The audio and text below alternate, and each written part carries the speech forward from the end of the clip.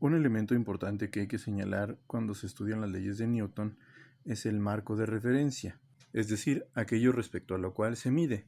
Se puede medir la distancia o se puede medir el tiempo, siempre respecto a alguna referencia. Por ejemplo, un individuo en casa puede medir su posición respecto a una mesa, respecto a la pared, o incluso, si tiene la posibilidad de ver hacia el exterior, por ejemplo a través de una ventana, podría medir su posición respecto a algún objeto del exterior, por ejemplo en este caso respecto a un poste que se encuentra fuera de su casa. En cualquiera de estos tres casos, podemos decir que si la distancia de la persona a la mesa o a la pared o al poste no cambia, entonces el estado de movimiento de la persona es reposo. Pero ¿qué tal ahora si la persona no se encuentra en casa sino a bordo de su auto? De igual manera puede medir su posición respecto a la pared del auto o puede medir su posición respecto al poste que ve en el exterior. Entonces, como la posición de la persona respecto a la pared de su auto no cambia, podemos decir que el estado de movimiento de la persona respecto al interior de su auto es reposo.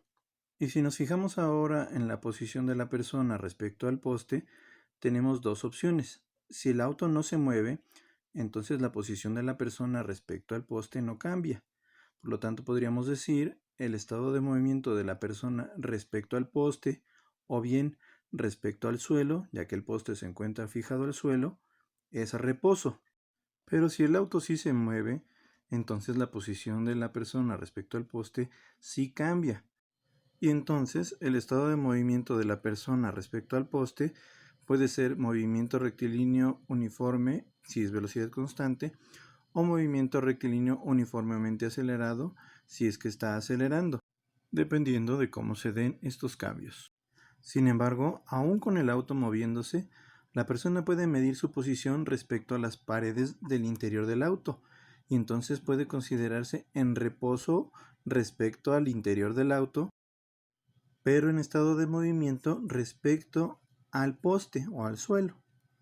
Por lo tanto, siempre que se pregunte cuál es el estado de movimiento de un cuerpo, debe preguntarse respecto a qué marco de referencia, pues dependiendo de esto, será el estado de movimiento que tenga el cuerpo. Aquí entonces tenemos que establecer otra diferencia entre los marcos de referencia que se muevan a velocidad constante y aquellos que se muevan con aceleración, es decir, que cambie su velocidad. Aquellos marcos de referencia que se mueven con velocidad constante se llaman marcos de referencia inerciales. Es decir, un marco de referencia inercial es un marco donde la aceleración vale cero, lo cual implica que no hay ninguna fuerza neta distinta de cero que esté siendo aplicada a este marco de referencia. La importancia de esto radica en que las leyes de Newton solo se cumplen en marcos de referencia inerciales. Por lo tanto, a partir de ahora nos restringiremos a hablar de marcos de referencia inerciales para todos los problemas que analizaremos.